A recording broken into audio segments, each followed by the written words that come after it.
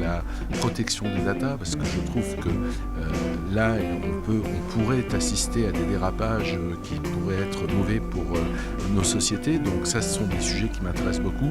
Maintenant, pour le futur, je pense que ma prochaine aventure, elle tournera probablement autour des économies de partage.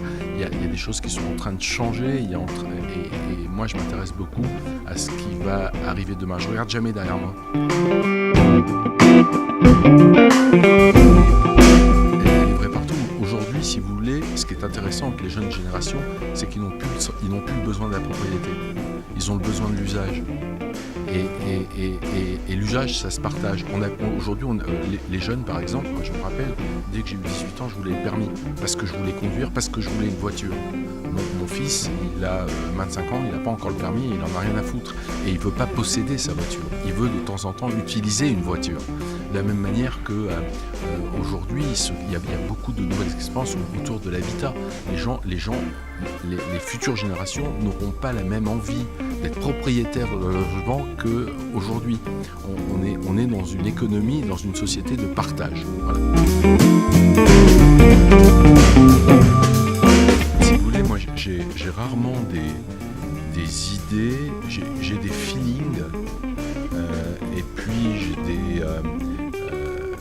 des intuitions fortes. Alors comme j'ai fait quand même beaucoup d'entreprises, évidemment tout ça est mélangé avec mon expérience, avec ma connaissance, avec la connaissance de la compétition dans tous les domaines, les nouvelles technologies qui apparaissent. Et puis à un moment donné, il se trouve que j'ai une intuition en me disant tiens, telle technologie avec tel projet, il me semble que ça va permettre de faire progresser les choses, de faire avancer les choses.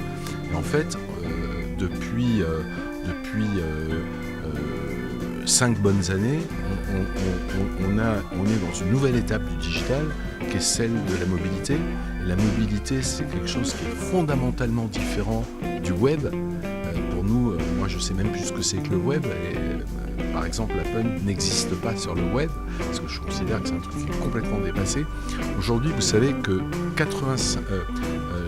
l'essentiel, depuis peu, de la consommation digitale, elle est mobile. Et dans la consommation digitale mobile, 85% est applicatif. Vous pouvez aussi bien avoir une formation de business qu'une formation de technicien. Alors l'idéal, ça serait d'avoir les deux, mais c'est parfois beaucoup demandé. Mais c'est très important aujourd'hui, enfin, je veux dire, au même titre qu'on apprend les langues étrangères au lycée, je pense qu'on devrait aujourd'hui rendre obligatoire l'apprentissage du code.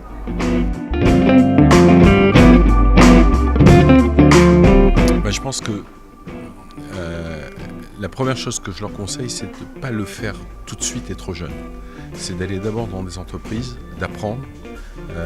Aujourd'hui, le monde numérique, c'est un monde qui est devenu extrêmement technique. Alors ça ne veut pas dire qu'il faut être soi-même technicien, mais il faut savoir de quoi on parle. Donc je pense que des expériences intéressantes dans des entreprises structurées dans le domaine sont des bonnes premières étapes pour qui veut devenir entrepreneur dans le digital.